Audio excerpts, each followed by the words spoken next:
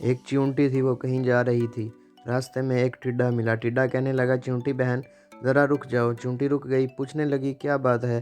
टिड्डे ने कहा, मीठी मीठी हवा चल रही है, आओ बाग में खेलें। चींटी ने कहा, मैं कैसे खेलूं? मुझे दाने इकट्ठे करने हैं। जब बरसात आएगी तो छोटी छोटी चींटियां क्या खाएंगी? मुझे घर भी ठीक करना है, बरसात के पानी से घर टूट सकता है। टिड्डे ने कहा, हम तो खेलते ही हैं जी। एक दिन बादल आ गए, बारिश होने लगी। टिड्डा भीगता हुआ आया, चींटी का दरवाज़ा खटखटा कर कहने लगा, चींटी बहन मुझे भी अपने घर में थोड़ी सी जगह दे दो, मैं बुरी तरह भीग गया हूँ। जब तक बारिश रहेगी इस वक्त तक यहाँ रहूँगा, फिर चला जाऊँगा। चींटी ने बोली, भाई टिड्डे, तुमने सारा साल काम नहीं किया, तुमने अपना घर नहीं बनाया, मुश्किल वक्त के लिए कुछ अनाज भी जमा करके नहीं रखा। जाओ, मैं तुम्हारी मदद नहीं कर सकती।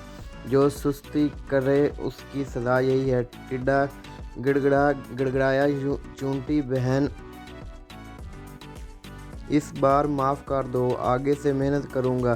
चींटी ने टिड्डे को चावल के कुछ दाने दिए, कहने लगी, लो खा लो, लेकिन मेरे घर में तुम्हारे लिए कोई जगह नहीं। टिड्डा रोती शक्ल लिए हुए चला गया। अगर आपको मेरी आज की ये वीडियो पसंद आई है तो वीडियो को लाइक करें और चैनल को सब्सक्राइब करें। शुक्रिया।